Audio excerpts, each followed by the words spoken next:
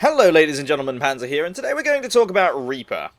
In this video I'm going to discuss his abilities and how I believe he should be played. Now Reaper is an offense hero specializing in short-range ambush tactics.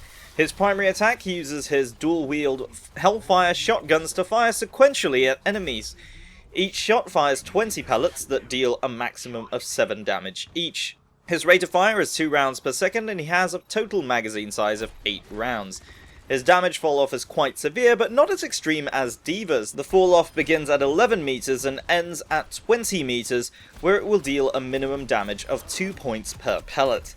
This results in a maximum DPS of 280 with a minimum of 80 damage per second. His shotgun spread is not particularly wide, however. It's worth noting though that it has a significantly higher chance of miss beyond approximately 5 meters or so. His guns do deal headshot damage though, and similar to D.Va's shotguns, if you aim at the torso of an enemy, you can achieve reliable headshots. For newcomers, a good gauge is to use the circle crosshair to judge distances. If your enemy is the same size or larger than the circle, you're in range to do optimum damage. However, if your enemy is 2/3 the size of the circle or smaller, you're generally going to be doing noticeably less damage. Use this gauge to your advantage to determine if you're within effective range quickly.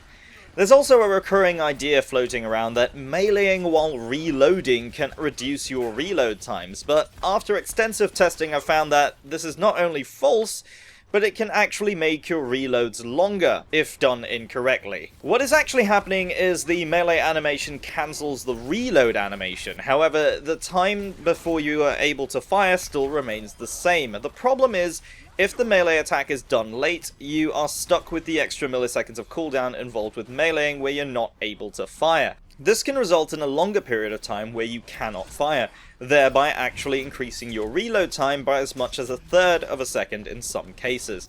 Either way, Reaper has a reload time of just 1.5 seconds, and compared to other characters this is fairly short, so in my opinion waiting out the reload time might just be the better option. Now Reaper's first ability is Wraith Form.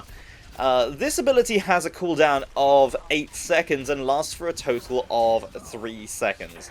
In that time, Reaper moves faster than normal and is also able to pass through enemies.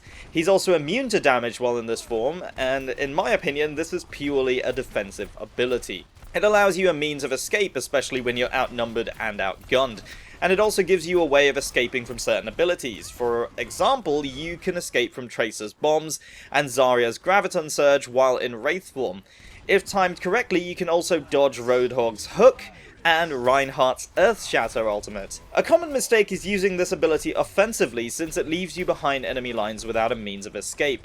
Very often I see players getting caught out by this, especially if they're setting up to use Reaper's ultimate, only to be killed by the other team who are waiting for them. Reaper's second ability is Shadow Step. This ability has a cooldown of 10 seconds and takes 2 seconds to complete. It allows Reaper to effectively teleport to any location within 35 meters. While casting, Reaper is vulnerable to attack and is unable to react to danger. Since currently this ability cannot be cancelled while casting, this makes Reaper a sitting duck until he has completed the Shadow Step. This, in my opinion, is Reaper's main offensive ability. It's best used to set up for ambushes by Shadow Stepping to the flanks of the enemy team. The best practices for Shadow Step involve staying hidden. Begin using it when you are out of sight of the enemy team and always Shadow Step away from the main avenue of advance. For example, if the enemy team is pushing the payload, try Shadow Stepping somewhere behind or above them where they aren't immediately looking. A common mistake I've seen is players Shadow Stepping directly behind the enemy team or too close to other players, and what tends to happen in these cases is that since the teleport location is visible to everyone during casting, most enemies are already waiting to ambush the Reaper that's coming in. And this is often done to set up for using his ultimate as well, and that results in a dead Reaper and a wasted ultimate. However, it's still best to use this ability offensively and when Wraith form is not on cooldown. This is just so that you have a means of escaping if your Shadow Step ends up getting intercepted. Reaper's ultimate ability is Death Blossom. This ability deals a maximum of 510 damage over 3 seconds in an 8-meter radius. It requires 1,500 points to fully charge and can quickly clear groups of enemies. Reaper is still vulnerable to damage and knockback while using this ability, however, so care must be taken to ensure that long-range damage heroes or heroes with knockback such as Pharah, Widowmaker and Hanzo aren't in a position where they can immediately react to you. At the same time, surprise is your strongest weapon here. Enemies that are unaware of your presence until you use Death Blossom will not be able to dispatch you quickly and then can be easily killed by it. This ultimate is best combined with stunning abilities such as Reinhardt's Earth Shatter or Zarya's Graviton Surge, since it groups them together well. It's also worth noting that Reaper also benefits from friendly abilities while in this form too, so buffs like Ana's Nano Boost and Lucio's Speed Boost can actually extend your range by allowing you to move significantly faster. However, enemies can also block the damage from your Death Blossom, so tanks like D.Va and Reinhardt must be caught unaware or they will completely nullify it. It also does appear that the Death Blossom doesn't pass through enemies either, so it might be possible for enemies to body block others if they aren't killed immediately by it. Best practices for this ultimate is to work with your team. It can be tempting to go solo as Reaper, but if you wait for your team to engage the enemy first, they'll be less likely to be immediately aware of you, and since they're actively taking damage, they'll die to your Death Blossom much faster. One more reason you'll want to stick with your team is also Reaper's passive ability, the Reaping. This is a passive ability that allows you to gain health from dead enemies. When enemies die, they leave behind a red health globe that only Reapers can see.